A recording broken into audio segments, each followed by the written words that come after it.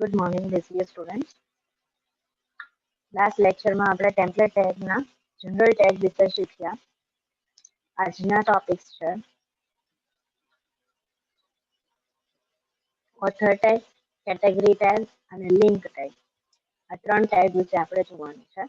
First author tag છે તો ઓથરને related information આની અંદર લેવા માટે થઈને આપણે બધા ફંક્શન્સ યુઝ કરીએ છીએ.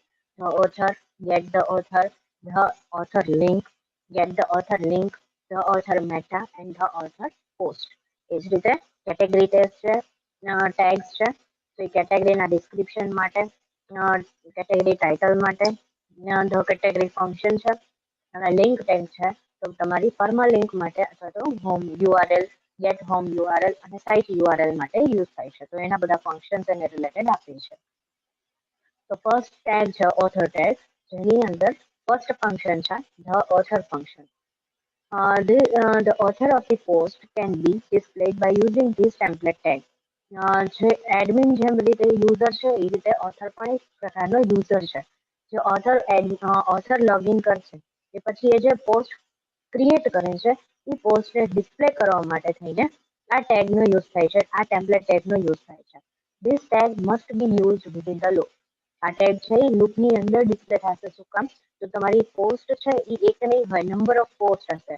તો નંબર ઓફ પોસ્ટને શો કરવા માટે, ડિસ્પ્લે કરવા માટે થઈને લૂપ યુઝ કરીએ છીએ. આપણે ધ લૂપ અને એ આપણે શીખી ગયા છે ધ લૂપ ફંક્શન. તો એ લૂપની અંદર આ ટેગ ઓથર ટેગ તમને ડિસ્પ્લે કરીને બતાવશે. To return the PHP rather than displaying, use get the author. જો તમારે PHP રિટર્ન કરશે ડિસ્પ્લે કરવાને બદલે PHP ટેગ તમારે રિટર્ન કરવું હોય તો એના માટે થઈને get the author function use કરવામાં આવે છે. એની માટેનું ફંક્શન જે રીતે યુઝ થાય છે એનો કોડ છે PHP, એની અંદર ધ ઓથર ફંક્શન. નેક્સ્ટ આવે છે ગેટ ધ ઓથર ફંક્શન. તો it retrieves the post authors display name. એટલે કે કયા ઓથરે પોસ્ટ પબ્લિશ કરેલી છે એનું નેમ તમને ડિસ્પ્લે કરશે. This tag must be used within the loop. આ પણ લૂપની અંદર ડિસ્પ્લે કરે છે. To get the post author's ID, use get the author meta. હવે તમારે પોસ્ટનું ઓથર આઈડી જોતું હોય તો એના માટે થઈને આ ફંક્શન યુઝ થાય છે get the author meta. Into bracket તમે શું આપી શકો છો? આઈડી. તો એ આઈડી ઓથરનું જે આઈડી હશે એ તમને ડિસ્પ્લે કરશે. એના માટે સિન્ટેક્સ છે PHPની અંદર $author is equals to get the author function. Next આવે છે the author link function. This tag displays a link to the website for the author of a post. આ ટેગ શેના માટે યુઝ થાય છે? તો લિંક, તમારી વેબસાઇટમાં ઓથરે જે પોસ્ટ પબ્લિશ કરેલી છે એની લિંક ડિસ્પ્લે કરવા માટે થઈને યુઝ થાય છે. The website field is set in the user's profile. જેમ કે એડમિનિસ્ટ્રેશન, પ્રોફાઇલ અને યોર પ્રોફાઇલ. આ જે વેબસાઇટનું ફિલ્ડ છે એ કઈ જગ્યાએ સેટ કરવામાં આવે છે? તો યુઝરની પ્રોફાઇલમાં. યુઝરની પ્રોફાઇલ ક્યાં હોય છે? એડમિનિસ્ટ્રેશનના પ્રોફાઇલની અંદર, યોર પ્રોફાઇલની અંદર તમે એની પ્રોફાઇલ સેટ કરો છો. The text for the link is the author's profile display name publicly as a field. This tag must be used within the loop. A link માટેનો જે ટેક્સ્ટ છે, જે ઓથરની પ્રોફાઇલમાં જે ડિસ્પ્લે નેમ તમે ડિસ્પ્લે કરો છો એ પબ્લિકલી આ ફિલ્ડ દ્વારા તમને ડિસ્પ્લે કરવામાં આવે છે. નેક્સ્ટ આવે છે get the author link. This tag returns a link to the website for the author of a post. આ ટેગ પણ તમારી વેબસાઇટમાં ઓથરે જે પોસ્ટ પબ્લિશ કરી છે એની લિંક ડિસ્પ્લે કરવા માટે જ યુઝ થાય છે. The website field is set in the user's profile like administration user and user profiles. The text for the link is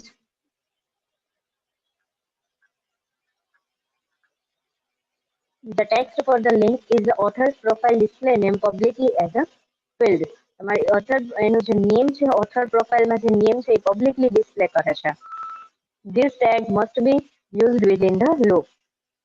Get the author link return the link for use in PHP. એવી link જે યુઝમાં છે એટલે કે જે useful છે link એ તમને return કરે છે. To display the link instead, use the _author_link. જો તમારે લિંક જ ડિસ્પ્લે કરવી છે તો તો લિંક ડિસ્પ્લે કરવા માટે થઈને કયું ફંક્શન યુઝ થાય છે? The author link function. એના માટેની સિન્ટેક્સ છે PHP, એની અંદર get the author link. Next આવે છે the author meta. This tag displays a desired metadata field for a user. આ ડેટા છે, આ ફંક્શન છે તેના માટે યુઝ થાય છે. તો ઓથર અથવા તો યુઝર માટેના જે ડેટા તમારે ડિસ્પ્લે કરાવવા હોય મેટા ડેટા, તો એના માટે થઈને આ ટેગ યુઝ થાય છે. Only one field is written at a time. You need to specify which you want.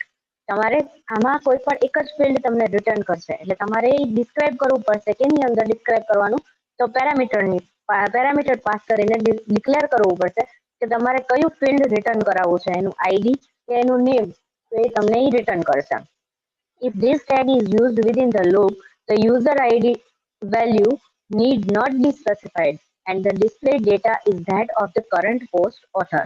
જો આ ટેગ લૂપની અંદર ડિસ્પ્લે કરવામાં આવે તો તમારે યુઝર આઈડીની જરૂર નથી સ્પેસિફાઈ કરવાની. એની બદલે શું સ્પેસિફાઈ કરવું છે? તો પોસ્ટ જે author post current post publish કરે છે એના ડેટા ડિસ્પ્લે કરાવવાની જરૂર છે. A user ID can be specified if this tag is used outside the loop. User ID ક્યારે સ્પેસિફાઈ કરવામાં આવે છે? તો જ્યારે લૂપની બહાર તમે એ ટેગનો યુઝ કરતા હોય ત્યારે.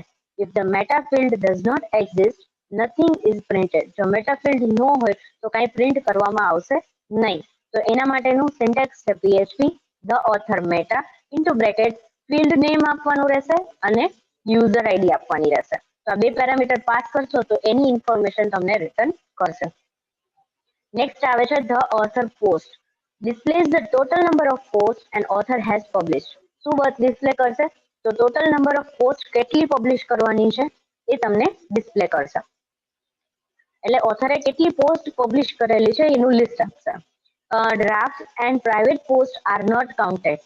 ડ્રાફ્ટમાં જે પોસ્ટ પડી હશે એ પણ કાઉન્ટ નહીં થાય અને પ્રાઇવેટ પોસ્ટ તમે જે ક્રિએટ કરેલી હશે ઓથરે એ પણ ડિસ્પ્લે થશે નહીં અને કાઉન્ટ પણ થશે નહીં.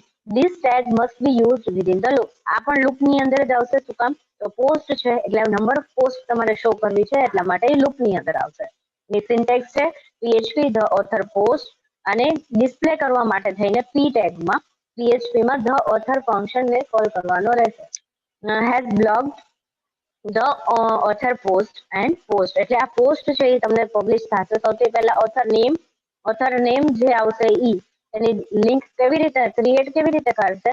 તો author name has blog the author post એટલે ધીસ પોસ્ટનું નામ આવશે ને પોસ્ટ એટલી પોસ્ટ એને પબ્લિશ કરેલી છે એ પ્રમાણે એને ડિસ્પ્લે કરશે. નેક્સ્ટ કેટેગરી ટેગ છે. કેટેગરી ટેગમાં પહેલું ટેગ છે category description. It returns the description of a category defined in the category setting screen for the current category. જેમ કે પોસ્ટ અને એની અંદર કેટેગરી શું રિટર્ન કરે છે? કેટેગરી જે તમે ડિફાઇન કરેલી છે કેટેગરી સેટિંગ સ્ક્રીનમાં તમે જે કેટેગરી ડિફાઇન કરેલી છે એનું ડિસ્ક્રિપ્શન છે એ રિટર્ન કરે છે. એની કેટેગરી કઈ જગ્યાએ આવે છે? તો પોસ્ટની અંદર જે કેટેગરી તમે ક્રિએટ કરો છો એ. If used in the archive.php template, place this function within the is_category conditional statement. જો તમે archive.php ટેમ્પલેટ ટેગનો યુઝ કરતા હોય એ ફાઇલમાં યુઝ કરતા હોય તો તમારે જે આ ફંક્શન છે એમાં કયું ફંક્શન લખવાનું રહેશે? is_category function. Otherwise, this function will stop the processing of the page for monthly and other archive pages. નહીતર પછી આ ફંક્શન છે એ પ્રોસેસ નહીં કરે તમારી પેજનું મંથલી અથવા તો આર્ચિવ પેજીસ બીજા જે આર્ચિવ પેજીસ છે એ તમને ડિસ્પ્લે પ્રોસેસ કરીને નહીં આપે. ઓકે, તો એના માટેની સિન્ટેક્સ છે PHP જેમાં ઇકો કરીને પ્રિન્ટ કરશે કેટેગરી ડિસ્ક્રિપ્શન _description અને એની અંદર આવશે કેટેગરી આઈડી. તો જે કેટેગરી આઈડી આપશો એનું ડિસ્ક્રિપ્શન તમને ડિસ્પ્લે કરશે. નેક્સ્ટ આવે છે single cat title. This function is useful for category template file for displaying the category page title. તેના માટે યુઝ થાય છે તો તમે જે પેજ ક્રિએટ કર્યું છે એનું જે કેટેગરી ક્રિએટ કરી છે એનું ટાઇટલ તમે શું આપ્યું છે એ ટાઇટલ માટે થઈને યુઝ થાય છે. તેના માટે સમજાણું ને કે તમે જે ટેમ્પલેટ ફાઇલની કેટેગરી માટે યુઝ કરેલું છે એ કેટેગરીના પેજનું ટાઇટલ ડિસ્પ્લે કરવા માટે થઈને યુઝ થાય છે. The prefix does not automatically place a space between the prefix. So if there should be a space, the parameter value will need to have it at the end. જો prefix તમે નથી આપેલો એટલે કે prefix છે automatically space નથી લેતું, બરાબર? તો એના માટે થઈને શું કરે છે, તો તમે જસ્ટ એક સ્પેસ આપશો એટલે પેરામીટરની વેલ્યુ છે એની અંદર જે લાસ્ટમાં હશે એ પાસ કરીને એને આપી દેશે. નેક્સ્ટ આવે છે the underscore category function. This function displays a link to the category or categories a post belongs to. આ શું બતાવે છે, તો લિંક બતાવે છે. તમે જે કેટેગરી પોસ્ટ માટેની ક્રિએટ કરેલી છે એની લિંક આપે છે. This tag must be used within the loop. Syntax છે the underscore category into bracket separator આપીએ છીએ, સ્પેસ ઓર અધરવાઇઝ જે તમે સેપરેટર આપો, કોમા આપો, સ્પેસ આપો એટલે સેપરેટર, પેરેન્ટ્સ અને પોસ્ટ આઈડી. નેક્સ્ટ આવે છે લિંક ટેગ્સ. આપણે કયા કર્યા? ઓથર ટેગ કર્યા, કેટેગરી ટેગ કર્યા, અને થર્ડ ઓપ્શન છે લિંક ટેગ્સ. લિંક ટેગ્સમાં સૌથી ફર્સ્ટ ઓપ્શન છે the underscore permalink. Displays the URL for the permalink or to the post currently being processed in the loop. Currently જે post તમે publish કરેલી છે એ પોસ્ટનું પરમાલિંક એટલે કે યુઆરએલ, યુનિફોર્મ રિસોર્સ લોકેટર, તમારું address છે એ ડિસ્પ્લે કરવા માટે થઈને યુઝ થાય છે. This tag must be within the loop and is generally used to display the permalink for each post when the posts are being displayed. આ tag છે એ લૂપની અંદર જ ડિસ્પ્લે થઈ શકે છે. શું કામ? પોસ્ટ એક નથી, ઘણી બધી પોસ્ટ તમે પબ્લિશ કરી છે ને બધી જ પોસ્ટનું એક યુઆરએલ જનરેટ થાય છે. તો યુઆરએલ તમને લૂપની અંદર ડિસ્પ્લે કરવા માટે થઈને આ ફંક્શન યુઝ થાય છે. એટલા માટે આ ટેગ છે એ લૂપની અંદર હોય છે અને જનરલી પરમાલિંક છે દરેક પોસ્ટ માટે ડિસ્પ્લે કરવામાં આવે છે જ્યારે પોસ્ટ છે એ ડિસ્પ્લે કરવામાં આવે ત્યારે. Since this template tag is limited to displaying the permalink for the post that is being processed, you cannot use it to display the permalink to the arbitrary post on the on your weblog. It means જ્યાં સુધી તમારું template છે એ પરમાલિંક post માટેનું display નહીં કરે, limited display નહીં કરે, ત્યાં એટલે કે પ્રોસેસિંગ એનું કમ્પ્લીટ નહીં થાય ત્યાં સુધી તમે પરમાલિંકને ડિસ્પ્લે કરી શકતા નથી.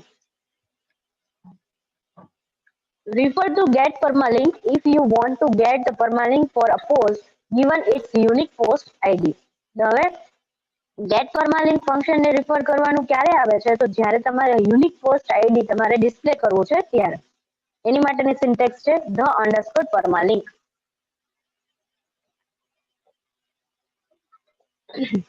નેક્સ્ટ ફંક્શન છે get underscore permalink. This function is gives you link of post. પોસ્ટની લિંક માટે યુઝ થાય છે અને એની સિન્ટેક્સ છે get underscore permalink function. Next આવે છે home underscore URL. The home underscore URL template tag retrieves the home URL for the current site. આ ટેમ્પલેટ ટેગ શેના માટે યુઝ થાય છે, તો હોમ યુઆરએલ ને કરંટ સાઇટ નો જે હોમ યુઆરએલ છે, હોમ પેજ નો યુઆરએલ છે એ ડિસ્પ્લે કરવા માટે. Optionally within the path argument appended. Next છે the function determines the appropriate protocol HTTPS if is underscore SSL and HTTP otherwise. હવે શું કહે છે કે આ ફંક્શનમાં એક appropriate protocol it means rule છે જે રૂલ નેટવર્કિંગ વાળા દ્વારા તમને ડિફાઇન કરેલા છે. હવે એ નેટવર્કિંગ દ્વારા ડિફાઇન કરેલા રૂલ કયા છે, તો HTTP એટલે હાઇપર ટેક્સ્ટ ટ્રાન્સફર પ્રોટોકોલ છે. સેકન્ડ છે SSL secure socket layer protocol છે.